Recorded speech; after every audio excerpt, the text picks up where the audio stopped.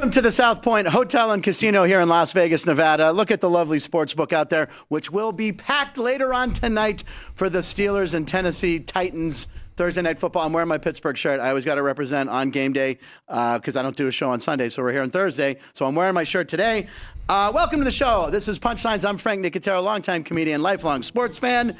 Today is November 2nd, 2023, and the Texas Rangers are World Series champs. Congratulations to Bruce Bochy and the Rangers.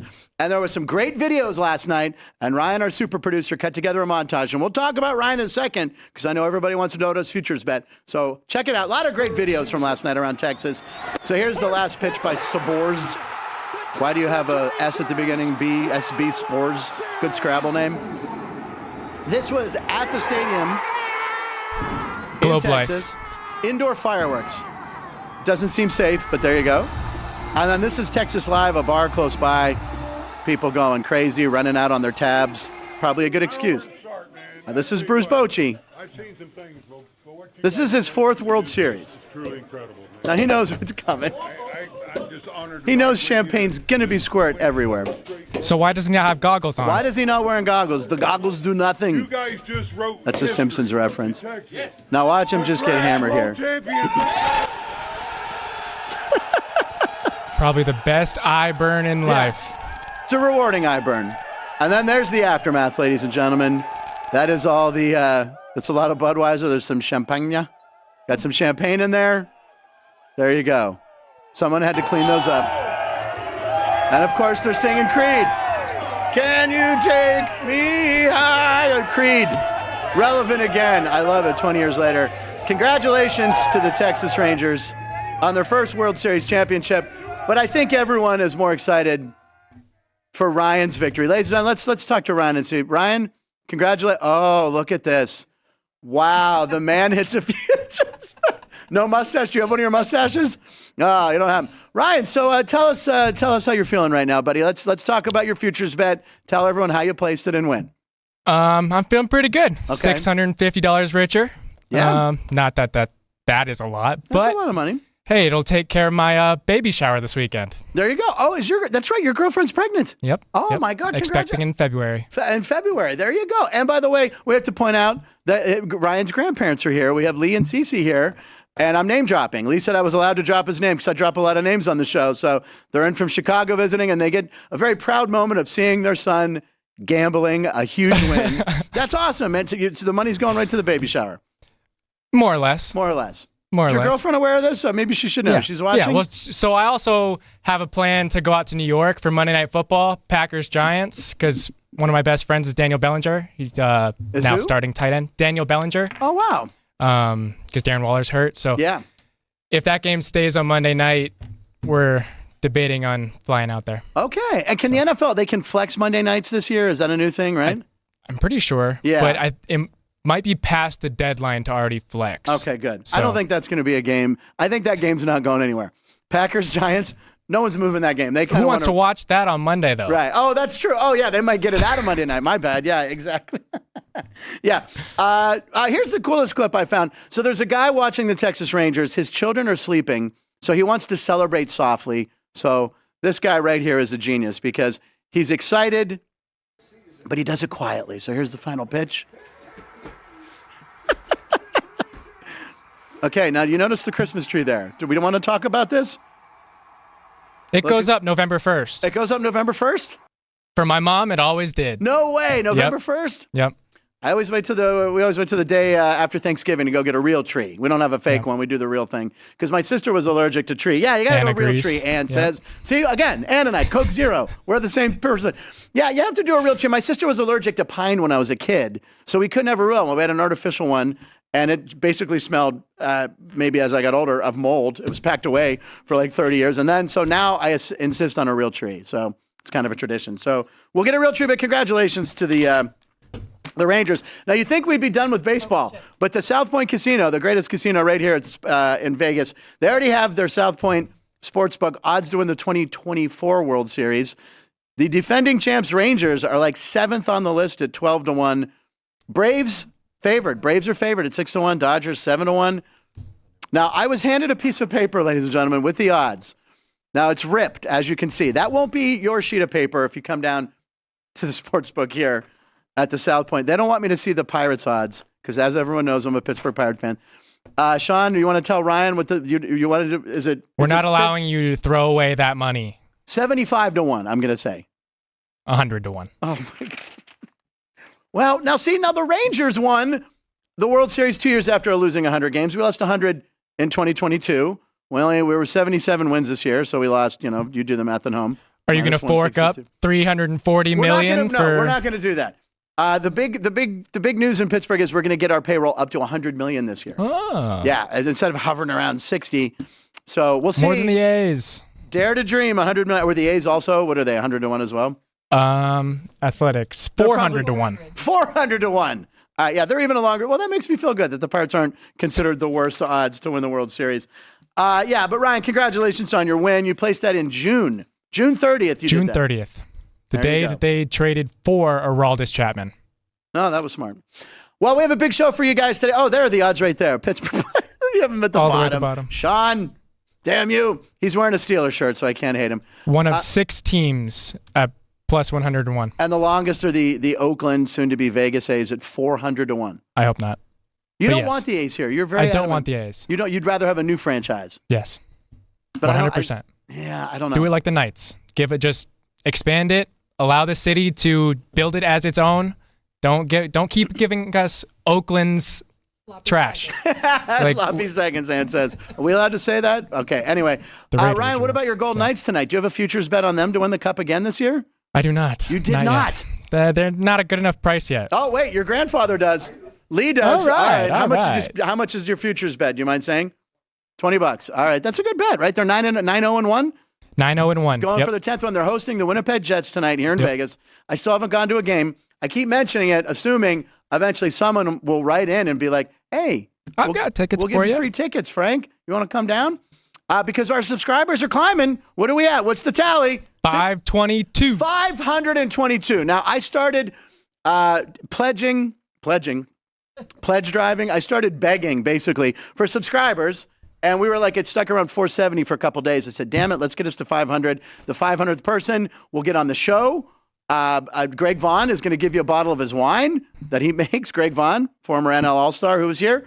So we're up to 522. Yep. Now, do we know the 5? We're doing some research. We have Jerry on it. Jerry's our IT. We haven't got anything back from Mike Zilla. Mike Zilla 667. Yep. Mike Zilla, if you're watching, you could be on this show. If not, we're going to have to go to the 501st person. And Greg Vaughn is going to personally give you a bottle of his wine. Greg Vaughn is going to give you a bottle of wine for subscribing. So we appreciate you guys watching this show and, of course, Sports by the Book, which I'll be stopping by with Jeff and Vinny later on. Big Thursday night show, talk Steelers, talk about how Kenny Pickett is 6-0 in primetime games against the spread. Against the spread. I like that bet tonight. And Mike Tomlin, we'll talk about this when we get Jeff in here. We'll do all the numbers then. Today on the show, oh, my God. The return of Spencer McLaughlin, your buddy, right? Yeah, the guy that nobody knows nothing. Yeah, this guy knows everything about college football, especially Pac-12. He's a big Oregon Ducks guy. Oregon, we'll talk about Oregon. We're going to talk about the Heisman race with him. He will be prepared. We have 11 amazing restaurants featuring a wide variety for every price range and appetite. South Point's Garden Buffet has something for everyone at unbeatable prices. Or, if hunger strikes in the middle of the night, join us at Coronado Cafe. The American menu offers breakfast, lunch, or dinner 24 hours a day, plus a Chinese kitchen for authentic Chinese dishes from 11 a.m. to 11 p.m. From steak and eggs to wonton soup, it's fast and friendly service 24/7. When you need a quick pick-me-up, you can find it at our state-of-the-art Starbucks just inside the main South Point entrance. Order ahead with the Starbucks app for easy mobile order pickups. Or enjoy your favorites in the relaxing dining area anytime, day or night. If you love Mexican food, Baja Miguel's has all of your south of the border favorites. There are dozens of classics to choose from, like fajitas, ceviche, chimichangas, tacos, and more. And for spirit lovers, Baja's colorful non-smoking tequila bar is right outside.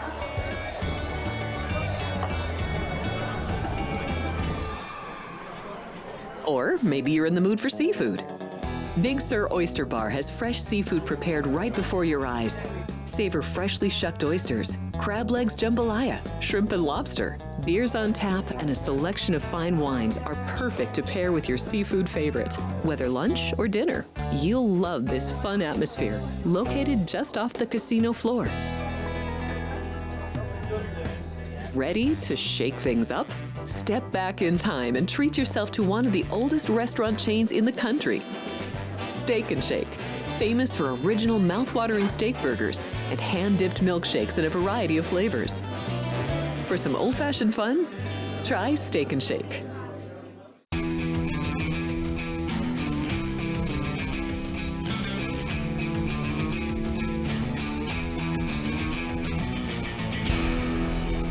So this guy was an FBI agent, and he told me that's who killed JFK, and I've told no one. Okay. Oh, we're back. Oh, ladies and gentlemen, welcome back to Punch We'll do it Lines. live. Episode 19. There's a little interruption there, but hey, that happens. It happens to the best of the Super Bowl had a power outage a few years ago. Remember? Hey, you gotta Baltimore? love technology. Technology. Hey, it's okay. This is, we're live. You're watching this on your phone. You're watching it on your lunch break. It's amazing that we're beamed across the world. So we just had a little technical snafu there. And I think we were talking about how Ryan was a big winner.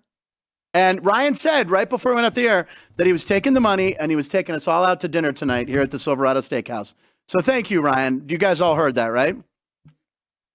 Okay. Anyway, Yeah. Where were we? I was talking about who's going to be on the show today. We have Spencer McLaughlin. Spencer, who does Hopefully. a podcast for the Pac-12 and the Oregon Ducks. He knows everything. He will be here talking Heisman, the possible Heisman winners. There's 2 or 3 that are in the Pac-12. And also Jeff Parles will be here. Jeff, who does Sports by the Book, which I'll be on later today. We're going to talk about the Steelers and Mike Tomlin and the Steelers offense with Matt Canada. We're going to help you crush Thursday Night Football. And I have a couple prop bets for you, a couple hot prop bets that I think are pretty good. Let's go to some Frank's Fast Takes. Last night I watched the Laker game. I've always liked the Lakers. Do you follow basketball, Ryan? Because are you a Bulls fan? A bit. Yeah, I'm a Bulls fan. It's a thankless job lately, isn't it? You had a good run. Being a fan of Chicago sports, yeah. Yeah, exactly. Oh, there was the graphic. Yeah, there you go. So last night the Lakers, unbelievable game. They had lost 11 in a row to the Clippers. They share the same home court, so all they got to do is peel the decals up. Clippers, it's kind of crazy for now. Yeah, the Clippers are getting a state of the art. Steve Ballmer spent, is it $4 billion or something? I think it's 4. It's like $4 billion on this new stadium for the Clippers.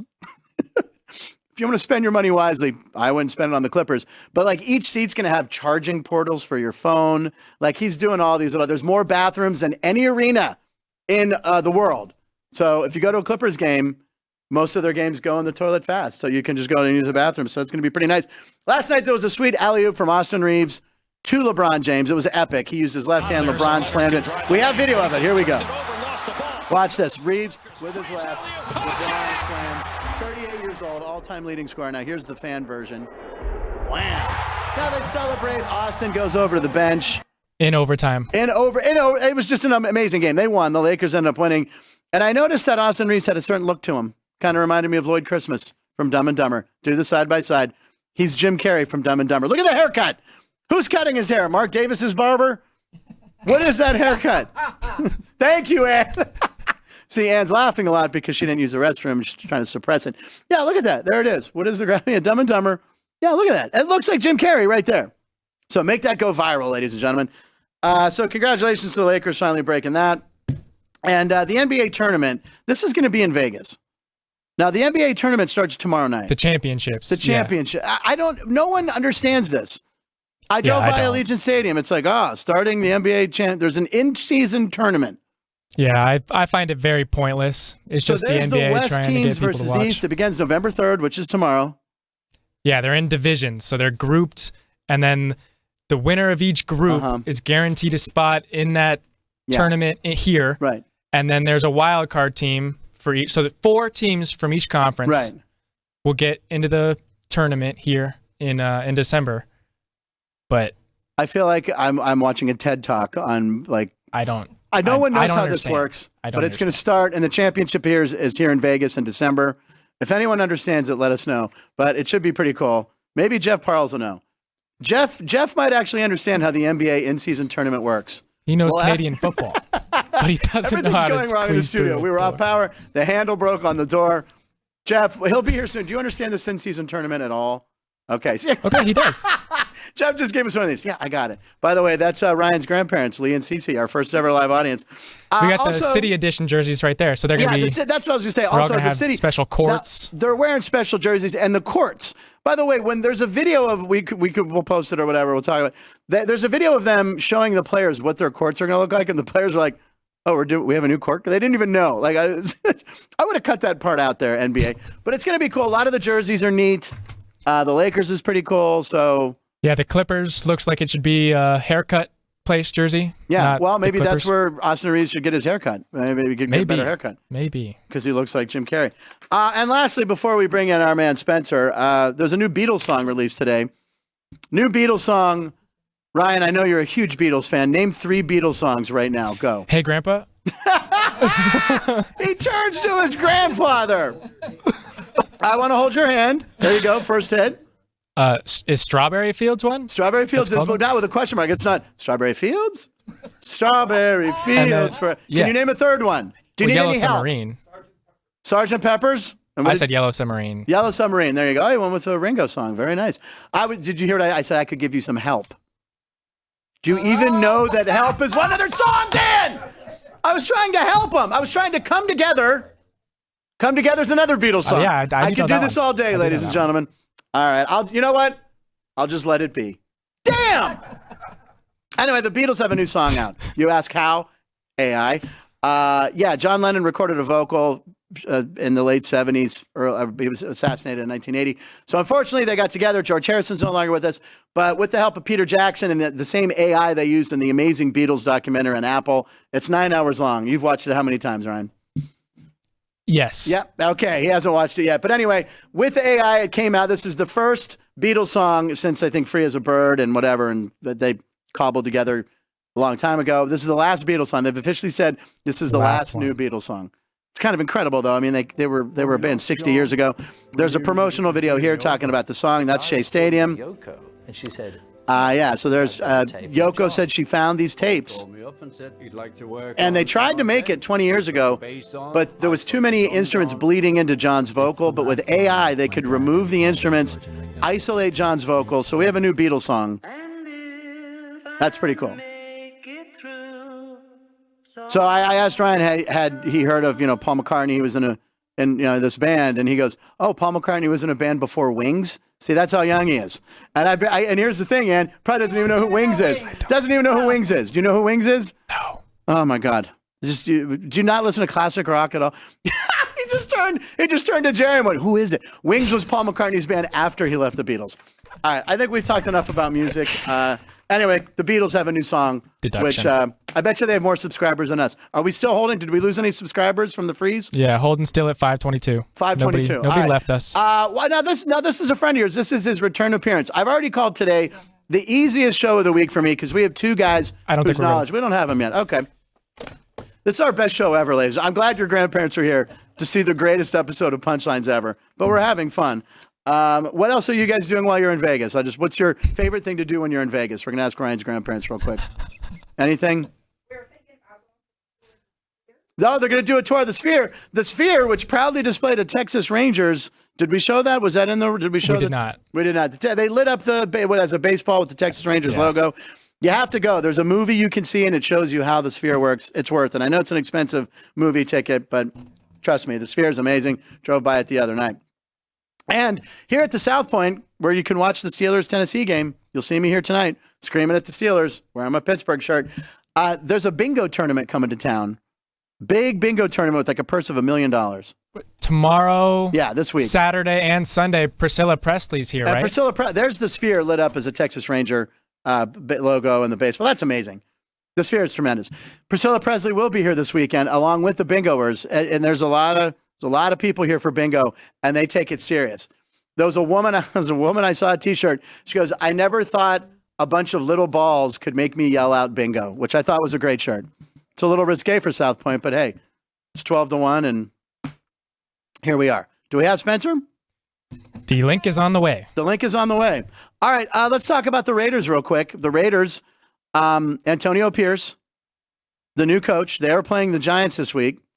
Now, Jeff is not a Giants fan. He is a Jets fan, but we're going to talk about this game. And an interesting tidbit. Antonio Pierce was once a Howard Stern intern. He was one day, he was playing with the Giants in the NFL, and he said, you know what? Called Gary Delabate up, the show producer. He came in and worked for a day for Howard Stern because he thought about getting into radio. Then he saw what broadcasters actually get paid other than Howard Stern. He said, screw that. And then he got into front office and football, and now he's the head coach of the Las Vegas Raiders. I just think it's hilarious how the Giants paid their quarterback $160 million. Yeah. And now they're a 1.5-point underdog to a team that just fired its coach, GM, offensive coordinator, and benched the quarterback that they signed. Yeah, the Giants are a mess as well. Yeah, which makes Jeff very happy. He's very happy about that. Yeah, we can bring Jeff in. Do you want to do? Oh, we got Spencer? Oh. No. Oh, we're going to bring Jeff in. All right. Listen, ladies and gentlemen, when you need numbers, when you need a guy, we're talking about the Giants and Jets from Sports by the Book, the show that launched us here. It's Jeff Parles. Jeff, what's up, buddy? Thank God you came in early. Pitch change, right? Pitch change. We're calling for the righty. Are you a righty or a lefty? Righty. You're a right-hander. I know. Nagel's a lefty, so we got the righty today. Jeff, there's a lot of interesting games. Do you get up at 6:30? Will you get up at 6? I'll be up on Sunday. Yeah, right, because you got the show at 8, right? Yeah, well, 9 on Sunday, but I'll be up. I'll be up. That's too good of a game to sleep through. I mean, I'm agreeing with you. It's not a Jacksonville game. It's in Germany. I'm half German, half Italian. Nicotero, Giesinger. My mom's probably watching. I'm going to get up and watch it. I mean, it's the Chiefs and the Dolphins. Tyreek Hill going against his old team. It's a really good game. Yeah. So I just want to bring something up with that game that we talked about it earlier in the year. Okay. With the London games. Yes. Kansas City just went today. Did they really just travel today? Miami went early in the week. We already saw earlier this year. Now, I don't want to count that Jacksonville-Buffalo game because Jacksonville played there the week before. Right. But Buffalo went late and looked bad early in the game. Yep. Baltimore went earlier than Tennessee. They looked better the whole game than Tennessee did. I just wonder, and again, I was prepared to bet Kansas City this week. Yes. But now I'm backing off a little bit. It's a good tip. I'm not going to bother betting this game now. I want to see because there's a few things I'm looking at here. I want to see how good Miami really is. Yes. Because they have pounded awful teams. That's pounded them. But the two good teams they played this year, Buffalo smacked them. And Philly. Philly beat them pretty handily. Yeah. Kansas City's in that level. Yeah. And Kansas City's still better than Buffalo. And also, too, for Kansas City, last week, and it's been apparent for a few weeks, but it really showed up last week when Mahomes wasn't 100%. He had the flu, apparently. Because of the flu. He doesn't trust anyone other than Kelsey. Yeah. And that was That's apparent last week. And Denver held him to 19 in the first game, held him to no touchdowns on Sunday. Maybe it's weird to say this about the Bronco defense that was historically bad through the first 5 weeks, but much better over the last few. Mahomes got to trust someone other than Kelsey. Yeah. Because they're not beating anyone they're not getting to another Super Bowl. No. He doesn't trust anyone other than Kelsey. And I mean, my goodness, what happens if Kelsey gets hurt? We already saw that this year. They lost that game in part because the receivers were terrible. Right. As long as he stays healthy and Taylor, don't break his heart. Taylor. Don't think that's happening, Frank. I know. I think they're rock solid. Yeah, they seem like it. They seem like they're in love. What's the over-under on that relationship lasting? Do we have it at South Point, Taylor Swift, Travis Kelce? Ryan, how many months do we have that at? Well, her normal relationships last like 6 weeks. Okay. So I think we're right around there. We're already now. past that. We're past the trading deadline. So they're locked in for the season. This is it. I think we're already at the over. You like the over? We're already at the over. We're at the over. We're already over 6 weeks, yeah. Congratulations. There we go. Taylor and Trevor hitting the over on that relationship. Did she make the trip to Germany? This is inside information we might need to know. I don't know. You're a Swiftie. I think she did. I highly doubted, right? Because isn't she... She's starting her South America part of her go. tour. See, that's pretty close to Germany. So close. I wasn't good in geography or geometry. Anything that starts with a G. Gym. I was pretty good. I never climbed the rope. That's physical education. Physical. It was PE back then. Yeah. And I got an award from my high school this year in the category of arts for stand up, and stuff like that. And I confessed that I never climbed the rope in gym class. We had to run a lap, and then you had to run in and climb that knotted rope. I was like 5 foot 114. I couldn't do it. I didn't have the upper body strength like I do now. So I ran the lap really fast. What's that? What? So I ran the lap really fast, and then the teacher would come in and I'd be like, oh, got fibers from the rope in my hands, coach. Yeah, I did. I never climbed the rope. That's going to be the title of my biography, Frank Nicotero. I never climbed the rope. But Back to Taylor Swift, back to the Kansas City Chiefs. Yeah, I kind of like Kansas City, but now that you tell me they didn't travel till today, that freaks me out because the Steelers went and played Minnesota about 10 years ago, and Tomlin goes, we travel on Fridays. That was Tomlin's thing. We travel on Friday. So he went to London on Friday, and the players didn't wake up till like the fourth quarter. And I don't know. That's not a good strategy. Yeah, there are different handicapping spots. You have to go out of what your normal process is. Yeah, with this these is Euro, what Jeff with these is here, Europe exactly. games. You have to get the body clock right. Miami player, Tyreek, and I forget who the other Miami player was, said yesterday, we're still tired. We still haven't acclimated, and they've already been there for 2 days. Yeah. Kansas City's getting there with the game 2 days after that. So, again, bettors are getting smarter with that. It's part of the reason I think the numbers dipped to 1.5 is that the travel. Yeah. So we'll see. It's going to be a really good game. The Germans got very lucky with this game. They got the game of the year. Last year they got they got one that actually ended up being okay with Seattle and Tampa. Yeah. Where it looked like on paper, oh man, the Bucs are going to destroy Seattle. Yeah. Seattle's going to be one of the worst teams in the league. This year they get this one, and then next week they'll see some offense. They get Indy and New England, so they'll see some offense because the Colts defense is an abomination right now. Frank. It really is. They've scored 20 points in each of their games too. So they've also given up 20 points in all of their games except for one, and that's why their record is what it is. I'm excited to watch the Germany game. They do a nice job producing these games, so I'll get up. I'm going to watch it. But yeah, that's a good thing. They could be sluggish. Kansas City could be sluggish. Now the point spread, is it in metric over there, or is it in? Do we use points? Do we use centimeters? Do they use they use fractions. Fractions. Vinny loves his fractions. So, okay. They might just take it from him. Now, I want to talk about Thursday Night Football, of course. My Steelers are playing tonight. Steelers are playing tonight? That's why, come on, that's why the shorts on right there. I know, you know. Right now, what is the Steeler line? Is it 2.5 still or 3? What do we have at South Point? -3. -3. It's gone up to 3, so it climbed a half point. Will Levis threw 4 touchdowns last week, but I think on his other passes, he was like 29. He didn't, 4 touchdowns. Okay, I'm not writing off 4 touchdowns. That's great. But the Steelers, under Mike Tomlin, are 23-5. I'm hearing a feedback, but we're all right, right? That's gone. The Steelers are 23-5 under Mike Tomlin against rookie quarterbacks. They dominate rookie quarter. I was there, and I was telling Chris Andrews, director of the sportsbook right behind us, here at the South Point. I was at the game where John Elway made his NFL debut in Three Rivers. Steelers dominated him. I think he threw for like 20 yards. So the Steelers have a history, 23-5 Tomlin against a rookie quarterback. I don't know. What do you think? What do you like? Do you like my Steelers tonight? I like nothing in this game. I know. I like absolutely nothing. The lowest, it's 36.5, right? It's one of those where this feels like, so if Pittsburgh's defense has a weakness, it is stopping the run. And Derrick Henry's pretty good at this football thing. Yeah. And they got that Spears kid, too. Yeah. But it's still, I know Henry's banged up and they didn't trade him, but the guy is still awesome. Yeah. He's still awesome. And you have to imagine in this game that this will not be one of those where Levis is throwing more than 20 passes. Yeah. This is going to be on the legs of Derrick Henry.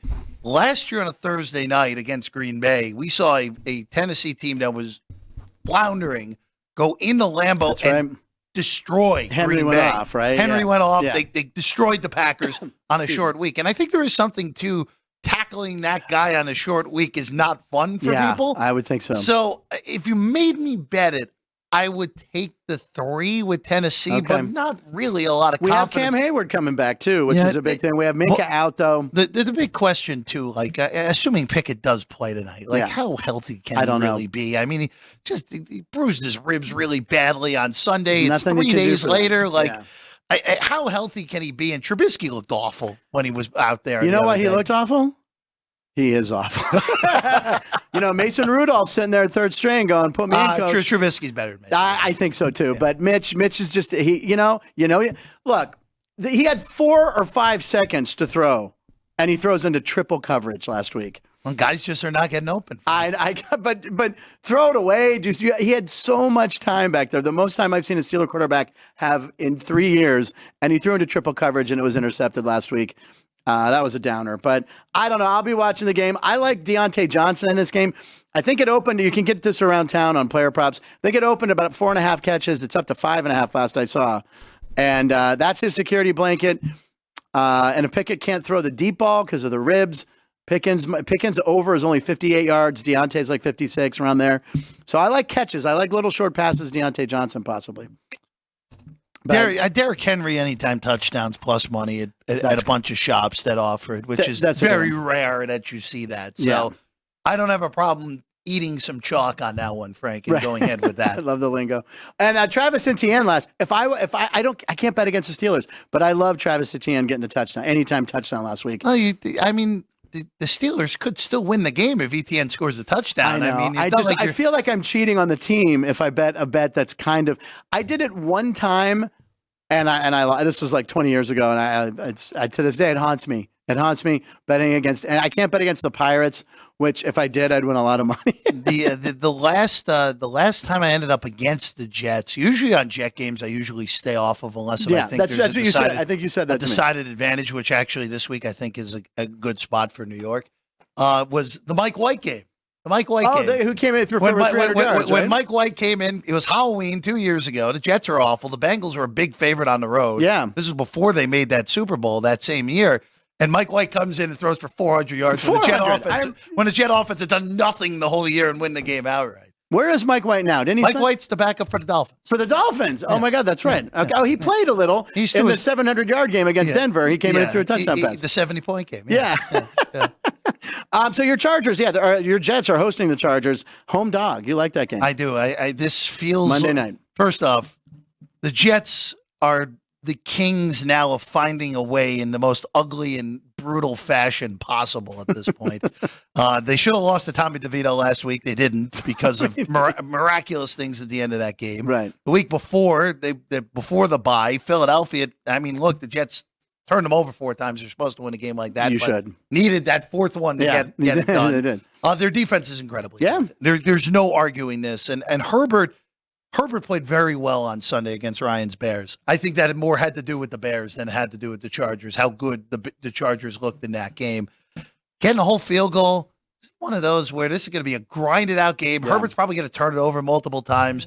And if Zach Wilson isn't just awful, if he's mediocre, the Jets will have a shot to pull this out right. I do like 3 this week. I do too. And the trade deadline wasn't as exciting as we wanted to, Yeah, it usually is a downer. Yeah, it really was. Yeah, because we had like one busy year. Was it last year? Last year was busy. Last year was busy. Never got excited. Oh, it's going to be like the hot stuff. It's going to be like baseball. It's going to be like the NBA. It was, Chase Young, Montez Sweat, Josh Dobbs. Can't forget the headline. Like, it was so funny watching ESPN and NFL Network grasping at straws to make the trade deadline and make these trades sound entertaining. It was just, whatever. Not a lot of teams wanted to make trades. Yeah, it is what it is. Yeah. For me, moving Dobbs for Arizona makes sense. Yeah. Kyler, if he doesn't play this week, he's going to play next week. If he doesn't play this week, Clayton Tune's going to be a disaster in Cleveland. It's going to be bad. I know. It won't be. It could be very easily be as bad as what Dorian Thompson-Robinson did against Baltimore in Week 4 when everyone was so excited. Oh, DTR's finally starting. Right, yeah. Nope. Now we have PJ Walker and. Honestly, PJ Walker played that game. They might have even won that game. Yeah, they might have. Even though they got thrashed with DTR. But yeah, you look, the trade deadline in the NFL, it's hard to trade big-time pieces in the middle of the season. Teams are just unwilling to do it. Yeah. You have to learn new schemes. That's why the biggest quarterback name we saw traded was Dobbs. That's why we didn't see Kyler get dealt or even Tannehill. Obviously, Cousins wasn't getting dealt because of the Achilles tear. Terrible. But that's why we didn't see any of the bigger quarterback names. Was there any rumors of the Jets trying to get Kirk Cousins? I thought that was always fabrication. Yeah, it seemed like it. It just seemed like they never were really going to trade for a quarterback midseason. Yeah. And that 1.5 quarter spasm of elite play by Zach Wilson against Kansas City probably bought him the rest of the season. Yeah. Even though it was legitimately 1.5 quarters where he looked like a legitimate NFL player. The rest, he's just looked like a mediocre backup, which is what he basically is. Yeah, he's going to hold the clipboard. Jeff, as always, now today, what do you got coming up on Sports by the Book? You and Vinny talking more football? And I'll be there today at 3:40. Because we didn't have you on Monday because we had the sports equinox and a lot of things going on. So we have you today. Alex White's back as well. Oh, great. And Alex will be here tomorrow. Did you hear what happened last Monday with the equinox and me upstairs? I was upstairs and I realized I was supposed to be there. I came running down and you guys had already finished. And they all went, yeah, don't worry, we forgot too, Frank. Everyone forgot, and they had a loaded show. So we were good. Well, Alex won her sports equinox parlay. Yeah, she did. She won a 4-teamer. Won the 4-teamer, and It was all good. Yeah. It was all right. good. Well, I will see you in exactly 3 hours and 1 minute. And we will see you guys in 2 minutes with Spencer McLaughlin. Thank you for coming in, Jeff, early. As always, the man knows everything. Look, he has nothing in front of him. Look at me, Stooge. Need some paper, need some help. He's got it right here. We'll be back in 2. South Point offers all the types of entertainment you'd expect at a first-class Las Vegas resort. Did you know our 400-seat showroom is one of Las Vegas's top destinations for live entertainment? Enjoy live performances by classic Vegas entertainers, bands, and today's hottest comedians, plus a rock and dance floor. You can also enjoy live entertainment at the Grand View Lounge, where you'll feel all the vibes of old Las Vegas.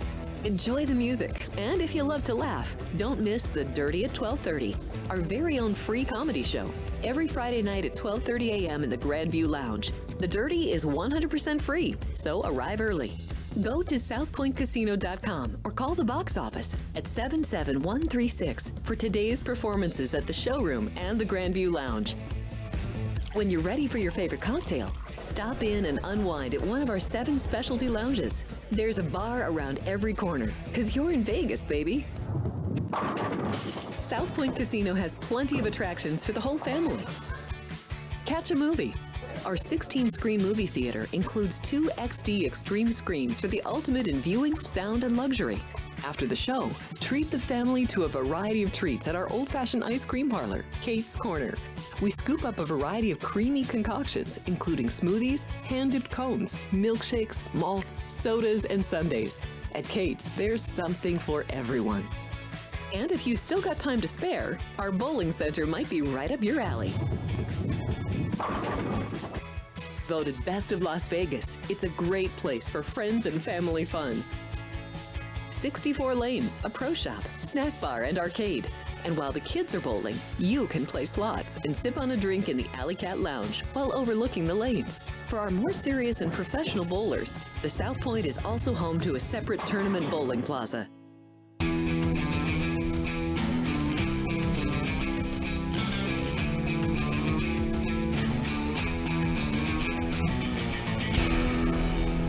And I'm serious. That's where Jimmy Hoff is buried. Yeah, the guy told me. Oh, we're back. I'm sorry. We have had all these breaks and technical difficulties. I've been telling great stories and conspiracies. No. Anyway, Jeff told me we talked about the NBA tournament. Is it called in-season tournament? In-season tournament, yep. And he explained it to me in 2 minutes. I can do it in 2 words for you, ladies and gentlemen. Money grab. There you go. It's a money grab. Sell jerseys. Pointless. Pointless. There you go. Is that 1 word or 2? Yes. See, he doesn't even try to work anymore. He won the $650, $700 on the Rangers. The hyphen. He's just phoning it in now. Listen, we appreciate you guys sticking with us. Make sure you subscribe. Make sure you watch Sports by the Book as well. Share this with your friends. We've had a great week. We had a great baseball week. We had Denny Nagel flew in to do the show, an old friend of mine, World Series champ.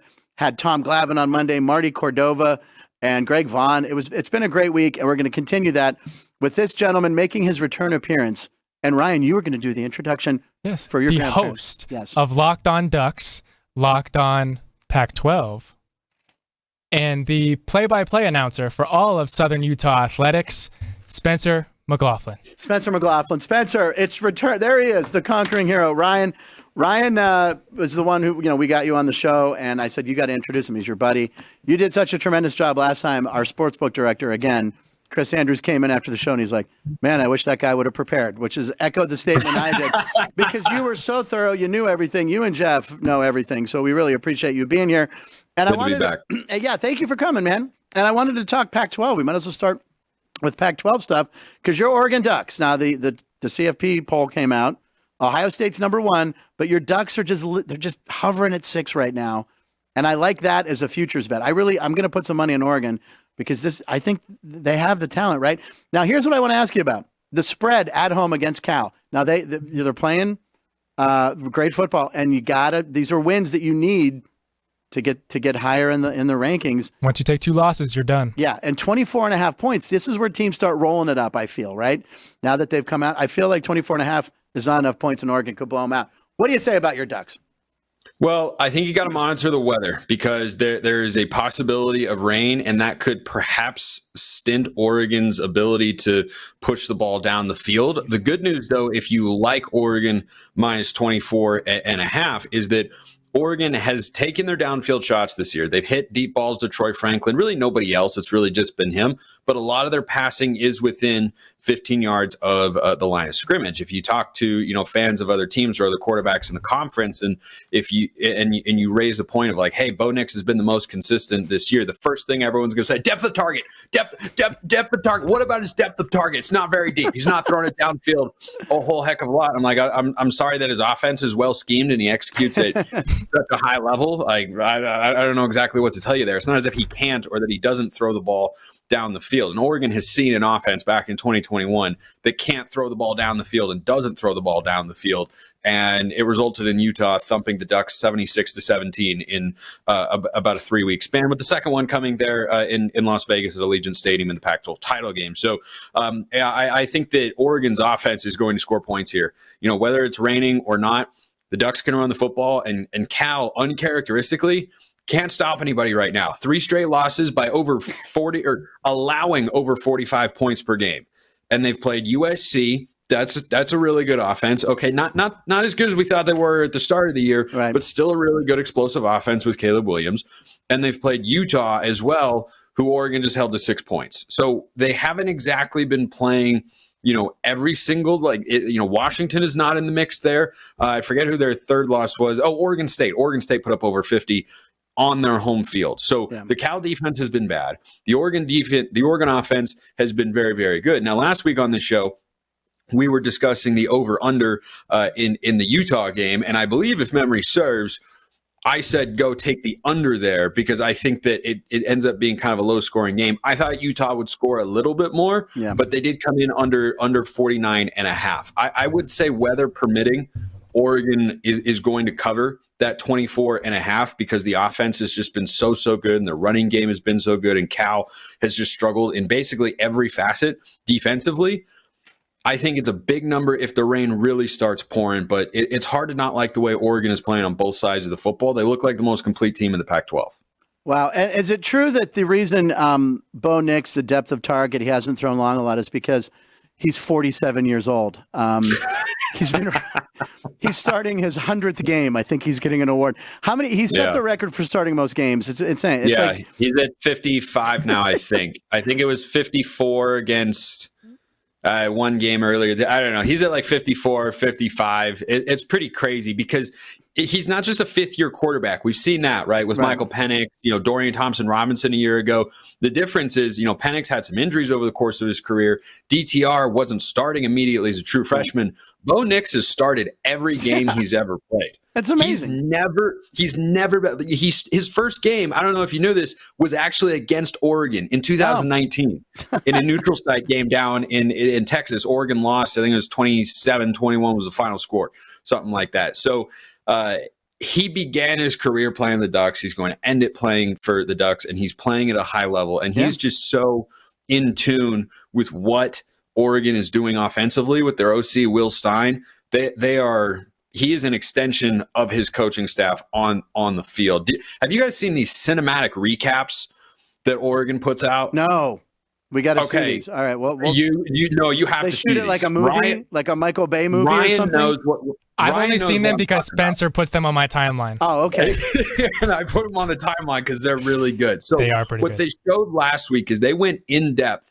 And the guy's name is Scott Anderson, who puts together these incredible. He's new to the Oregon Athletic Department this year. What a hire! That guy is worth every penny that he is paid because he puts out these movies. Essentially, it's like a 5 to 8 minute video recap of Oregon's wins. But, he's got shots from the sideline, from, not really from the TV broadcast, shots from the sideline, from up above. He's got audio from, leading up to the week at practice. The new thing that he introduced this week that was awesome was tying points from Dan Lanning talking to the team on like Wednesday or Thursday about the game and certain looks they were expecting and what they were going to do in those situations, and then directly showing how that translated to an on-field play that resulted in a touchdown for the Ducks, also working in the coach's audio from the headsets during the games.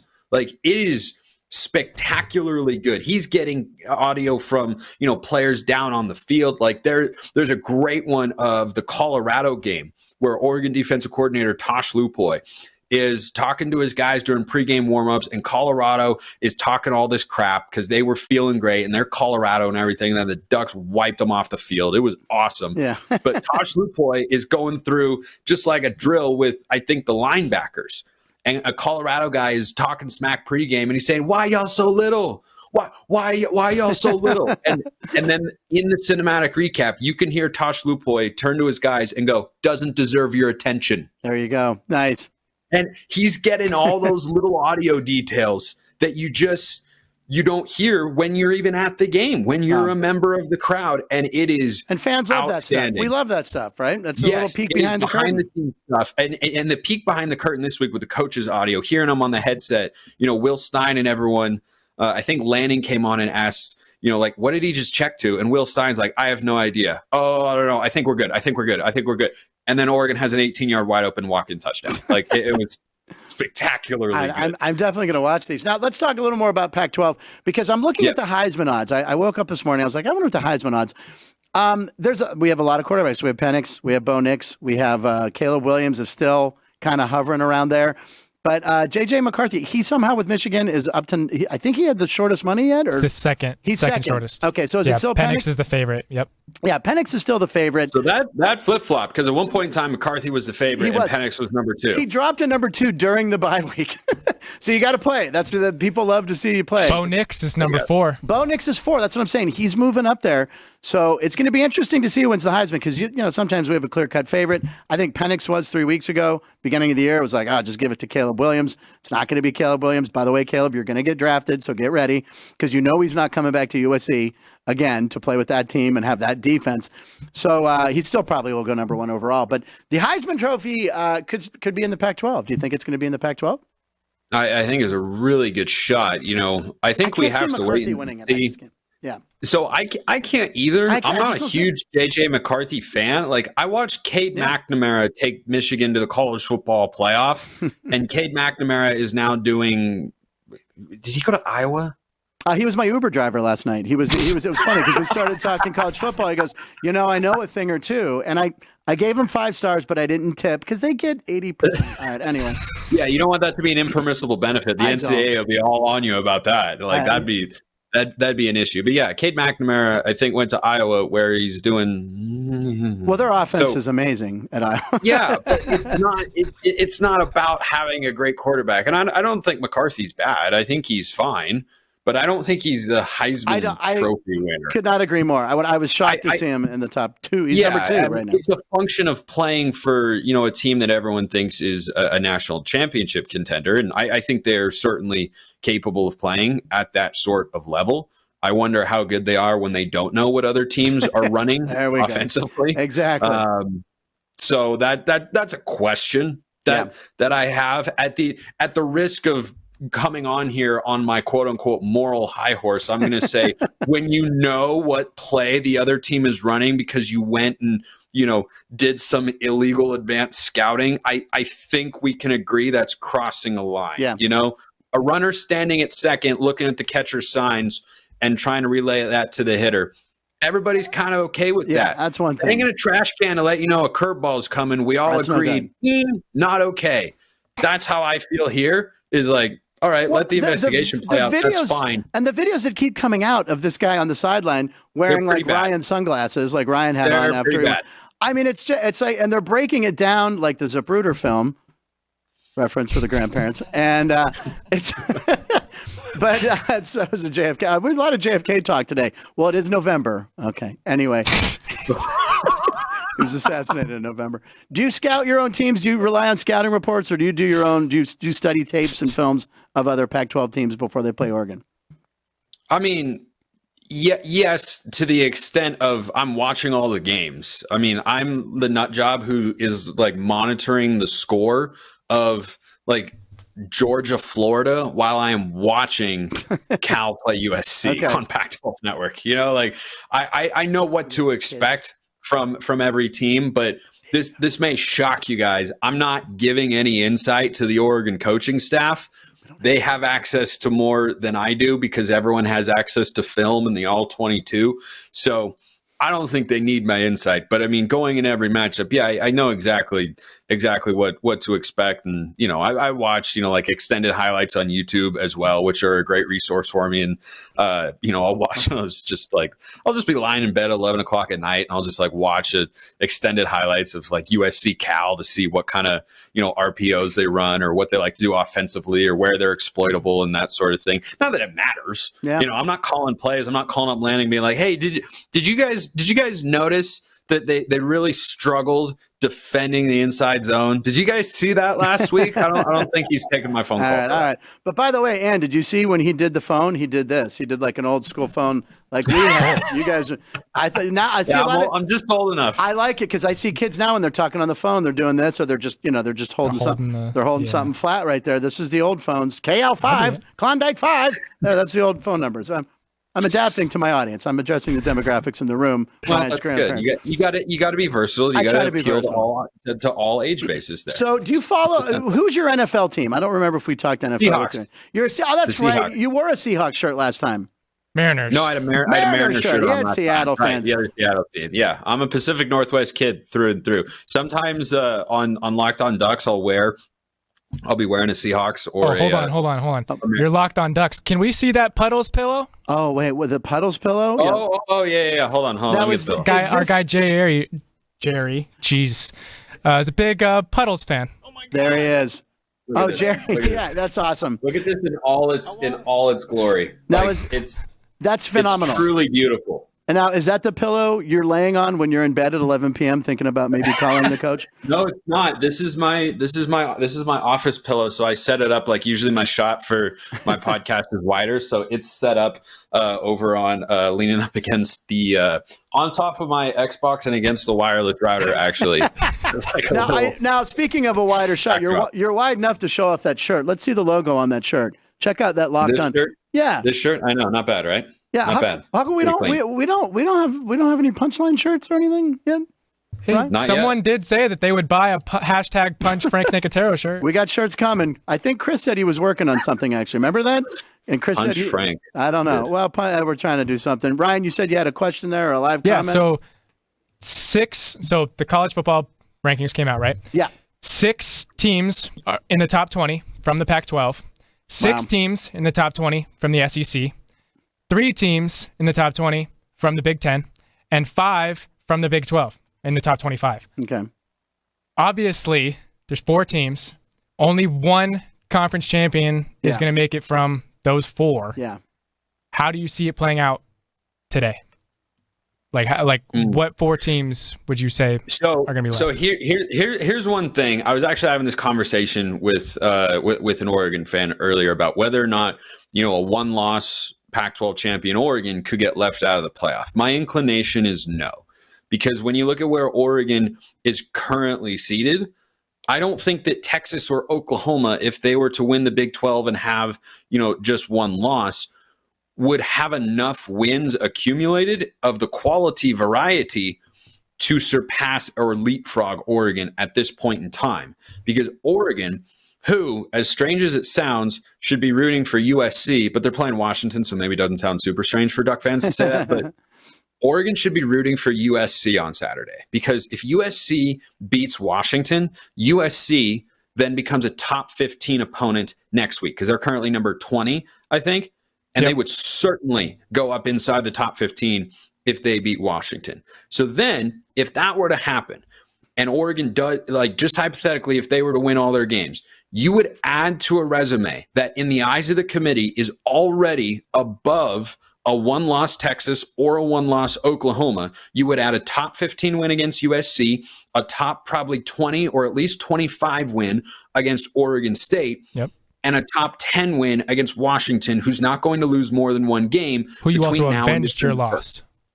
Well, and you avenge your loss, right? So if that happens, I don't see how a Big 12 schedule, the Big 12, it sucks this year. It's Texas, Oklahoma, and the Muppets. Right. I mean, Oklahoma State has figured it out at some level, But like, I just everybody does Kermit the Frog. That's also Patrick Mahomes. It's one and the same impression. Texas Tech. Yeah, and Texas Tech plays. Yeah, and he's a Texas Tech guy. Very good, right? And they play tonight. Texas Tech, don't they? Yeah, they're on some. I think they Did they really? I think they play tonight. Texas Tech, TCU. Yep, that is tonight. Yeah, it's wow. Yeah, Okay. and what's the line Interesting on game that? there. Yeah, it is because TCU, who last year, of course, they're like the line at FanDuel is Texas Tech -2.5. That's what I'm saying. I mean, they're making the home fair. TCU, how they've fallen. Again, It's the same here at South Point. 2.5 at South Point as well. Over under 57.5. All right, Spencer, if you were a betting man this week, what's your lock to tell our fans here and everyone watching? Lock. I mean, I like Washington -3 at USC, though I would prefer USC win the game for scheduling purposes for the Ducks. But here's where I come down. I can't in good conscience bet Alex Grinch.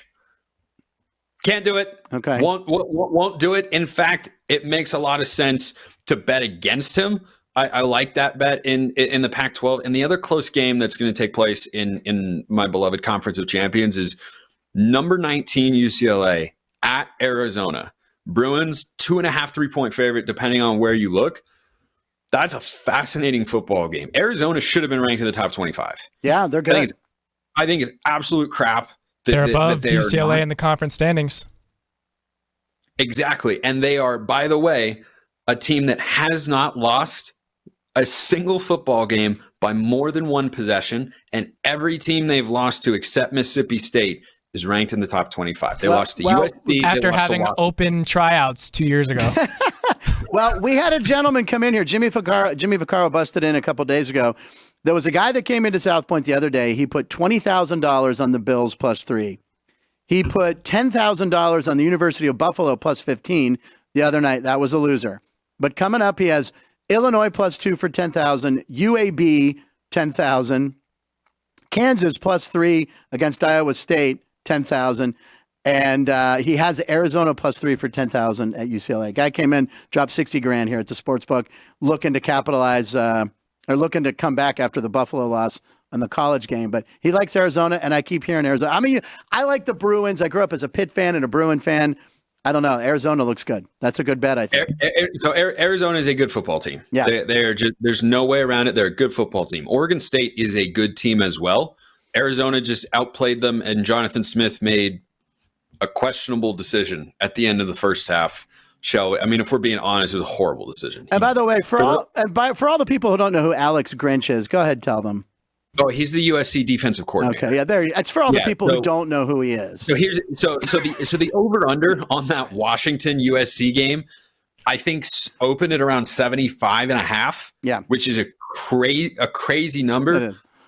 I don't know that anyone's getting stops in that game. Yeah. It'll come down to which defense can make a stop or force a turnover. Yeah, right. I think Washington's defense is more likely to get a stop, and USC's defense is more likely to force a turnover. That's how that game ultimately gets decided. Washington allowed 33 points last week on the road to Stanford. That's 2-6 Stanford. Stanford's terrible. I saw them play against Hawaii, and they're better. They're better. They've gotten better since the start of the season. That Hawaii game, they played pretty well. Hawaii's not good though, but historical comeback versus Colorado. Yes, it was. Which, by the way, I was watching the game. I'm like, I turn it off, and then someone wrote. My buddy Christian writes me. He goes, "Man, I should have taken Stanford." I'm like, "Ha ha ha!" And he's like, "You haven't seen what happened, have you?" And I'm like, "No." Yeah, a lot of people, myself included, turned it off at the half, and then I checked the score, and I was like, "Oh, they're kind of making it happen." But they found something with Ashton Daniels at quarterback and Alec Aomanor at receiver, but they can't run the football, and they're not a good team. And Washington gave up 33 points to them. You know, the Washington offense wasn't the problem. They had 2 turnovers inside the 15-yard line, still put up 42. I don't have any qualms with the Washington offense. They had a bad game with an emotional letdown against Arizona State a couple weeks ago. Whatever. Don't care. They're fine. So they're going to score a bunch of points. The question is, are they going to be able to stop USC? I think that'll depend on how much USC actually decides to run the football. Because they're able to. They just choose not to for reasons literally nobody can figure out. And Ryan, you don't trust Alex Grinch either. Why would I trust the Grinch? Why would you trust the Grinch coming up on holiday season? Spencer, if you see me ever snickering or laughing during your appearances on this show, it's because you're just rattling these numbers off. Like it's Rain Man-esque is what it is. I mean, you're tremendous. You and we had Jeff on today. This is what makes my job easy. You're so well prepared. And, and you got your, I don't want to cut into your PlayStation time because I have a feeling you're probably taking Oregon through the season. Is that what you're doing? Are you playing the Ducks? Is that your team? So on college football revamped, I don't play as the Ducks because that's too easy. Okay. But what program do you take over? Yeah. I've taken over a bunch of programs. I've led Ball State to a national championship, Georgia State to a national title. What about our Thunderbirds? What about I don't Southern even remember. Utah? Oh, Yeah. no Thunderbirds? Honestly, Northern Illinois was one of my better overall It's a teams. Yeah, there you go. I think it was like 4 or Northern 5 Illinois. seasons ago. But basically, what I do in NCAA 14, but the revamp version, which is just tremendous until we get the next college football game, which a buddy of mine's actually helping develop, and it's going to be great. I go to a place until I win 2 national championships in a row. In a row. Then I leave. And then I leave. But then I leave and I've adjusted the sliders on that game to try and make it harder. I've still just logged too many hours. Like the computer just can't keep up. So I go win a couple national championships and then I leave and I go to, the next like rebuild spot and I pick like a Sun Belt team or something like low level Conference USA and then build them up and play like, 3 Power 5 teams that are preseason top 10 in my non-conference schedule, or else you'll never be able to climb up the ranking. So it usually takes me like 3 or 4 seasons. No Southern Utah, man. I don't think they're in the game. Oh man, can't you create it? There's no way that's true. Spencer That's true can back create it. then. Wow, that's amazing, man. And Ball State too. But David Letterman would be very proud because he's a Ball State alum. One of my heroes. Spencer, you're one of our heroes here too. We'd love to have you back. I could listen to you Anytime. Next time he's here, we have to do a shot of me, like do Spencer Just walking around the sports just book me or walking something? around the book, him still going, me on my. But again, I'll just carry the show. but Spencer, it's out of respect and love, man. You're always well prepared. Yeah, you bring thank the you. numbers, you bring the stats. I'm going to be rooting for the Ducks because I am going to bet them this weekend. So thank you very much for being here, Spencer McLaughlin. We'll see you again soon. Thank you, Spencer. Unbelievable. Appreciate it. I got Oregon 49-17. Go Ducks. 49-17. Write that All down. right. I would. He's probably put this into a computer, which is his brain. Is what Simulated I'm it referring to. on NCAA. Yeah, he simulated it. He's lying in bed at 11 with puddles thinking about it. I love this guy. Spencer McLaughlin. Thanks, Spencer. Ryan, any closing thoughts on the show? I mean, I know you're a richer man. You're heavy pockets right now. Just make sure that you're here at 3:40 for Sports by the There was Book. a little discrepancy on Monday. He covered me because it was the Equinox. I knew it was the Sports Equinox on Monday and that they wouldn't need me on the show this past Monday. They need me tonight to pump up the Steelers, ladies and gentlemen. And we have that freeze frame of Spencer. Can we please see the freeze frame? Because once we drop a video call, we like to. Jeez. Gee, look at Spencer. That's him right there. You know what You know what that is? He's thinking about Oregon Duck football. That's what he's thinking about. And what team he's going to take on his video game to win the national championship. We had our first ever live guests here. Ryan, your grandparents, Lee and Cece are here. Are you taking them out with some of that? You should take them out. There's a steak. We're going to lunch. You're going to lunch. Where are you heading? In between Okay. this and Sports by the Book, probably going up to Baja. Okay. All right. There's 11 restaurants here at the South Point Casino, but there's the sports book. If you want to look for me tonight, that's where I'll be watching the Steelers defeat the Tennessee Titans. TJ Watt's going to have a big game. If you're going to do a prop bet, take Deontay Johnson. Deontay Johnson over receptions. It was 4.5. It's now 5.5. Thank you, everybody. Thank you to Ann. Thank you to Sean. Thank you to Jerry. We appreciate you watching. Thank you for getting us well over 500 subscribers. We'll be back tomorrow. Alex White will be here tomorrow. We'll see you then. Thank you for watching Punchlines, Lines, live in Nevada, every show.